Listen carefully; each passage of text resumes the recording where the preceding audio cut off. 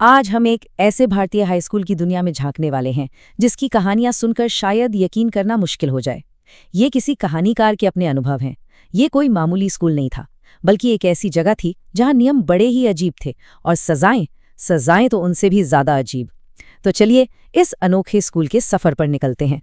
तो चलिए सीधे मुद्दे पर आते हैं। देखिए, ज्यादातर स्कूलों में सुबह की सभा किस लिए होती है? प्रार्थना के लिए, प्रेरणा के लिए, है ना?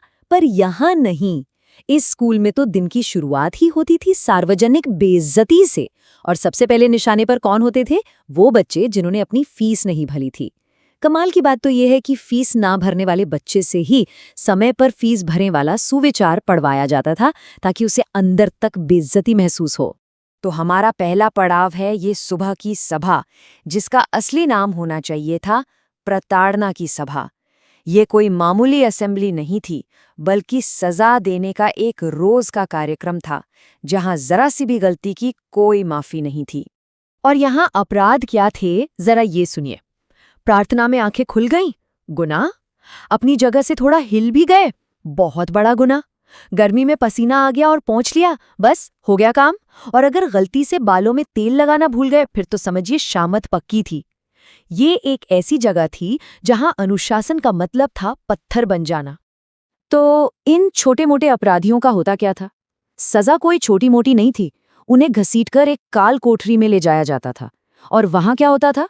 उनके सिर पर पूरा 25 लीटर वाला सोयाबीन तेल का कैन उड़ेल दिया जाता था।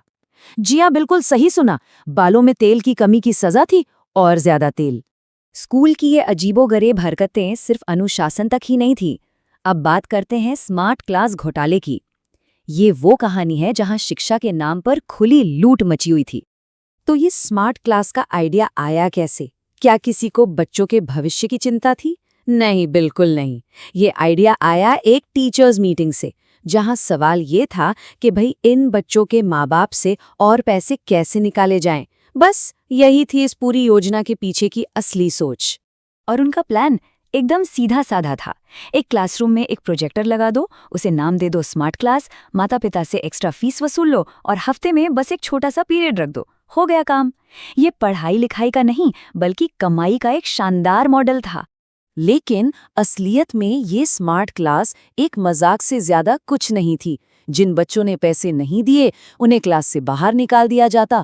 प्रोजेक्टर की स्क्रीन आधी छत पर दिखती थी और हर बार एक बच्चे को बेंच पर चढ़कर उससे ठीक करना पड़ता था। और जब तक ये सब सेट होता, घंटी बज जाती और पीरियड खत्म। और सबसे मजेदार बात, बाहर खड़ा एक बच्चे ने गलती से अंदर झांका तो उससे 1 सेकंड देखने के 10 रुपए वसूल लिए गए।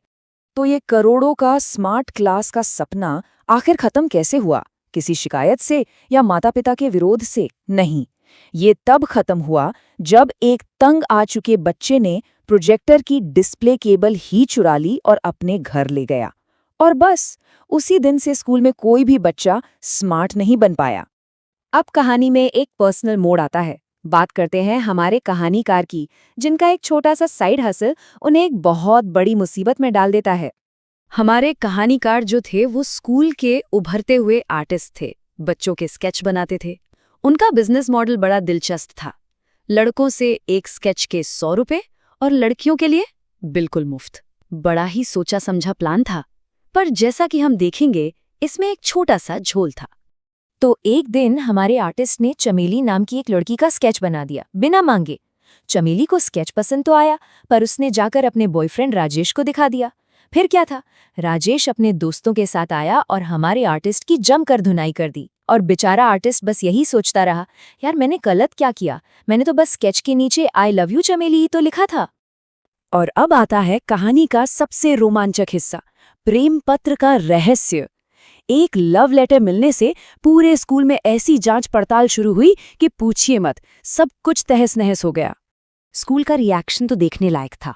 मतलब एक लव लेटर के लिए स्कूल का सारा काम रोक दिया गया। जो टीचर्स छुट्टी पर थे उन्हें वापस बुला लिया गया। और चौथे दिन तो हद ही हो गई, एक विशेषज्ञ को बुलाया गया जो सिर्फ चेहरा देखकर अपराधी को पहचान सकती थी। ये विशेषज्ञ टीचर अपनी इस अनोखी शक्ति के साथ क्लास में आईं। उन्होंने क्लास में घूमना शुरू किया और बस चेहरे देख देख कर बच्चों को बाहर निकालना शुरू कर दिया। देखते ही देखते क्लास में सिर्फ 4 लड़के बचे, जिनमें से एक हमारे कहानीकार भी थे। बाकी सबको शक के घेरे में काल कोठरी में ले जाकर टॉर्चर किया जा रहा था। और इस पूरे हंगामे के बीच एक दूसरी टीचर की अपनी अलग ही चिंता थी। उन्हें इस बात से फर्क नहीं पड़ रहा था कि पत्र किसने लिखा। उन्हें इस बात की टेंशन थी कि लिखने वाले ने चमेली के स्पेलिंग में मात्रा गलत लगाई है। मतलब माहौल की गंभीरता देखिए। और तभी कहानी में एक और मोड़ आया। चमेली के बॉयफ्रेंड राजेश ने, जो पहले ही हमारे आर्टिस्ट को पीट चुका था, सीधा उस पर ही पत्र लिखने का इल्जाम लगा दिया। बस स्केच बनाने की वजह से वो अचानक से मुख्य संदिग्ध बन गया। लेकिन कहते हैं ना, कभी कभी भोला चेहरा भी काम आ जाता है। टीचर्स को यकीन ही नहीं हुआ कि इतना मासूम दिखने वाला लड़का ऐसा कुछ कर सकता है। उन्हें लगा कि इसे फंसाया जा रहा है। और राजेश, जिसने इल्जाम लगाया था, वो उस दिन के बाद स्कूल में फिर कभी दिखाई नहीं दिया। तो इतनी बड़ी जांच, इतना टॉर्चर और एक चेहरा पढ़ने वाले विशेषज्ञ के बावजूद एक सवाल आज भी सवाल ही है। आखिर वो प्रेम पत्र लिखा किसने था? ये एक ऐसा राज है जो शायद हमेशा के लिए उस स्कूल की दीवारों में ही कैद होकर रह गया। और ये हमें बताता है कि कभी-कभी सबसे बड़ी जांच भी सबसे छोटे सवालों का जवाब नहीं ढूंढ पाती।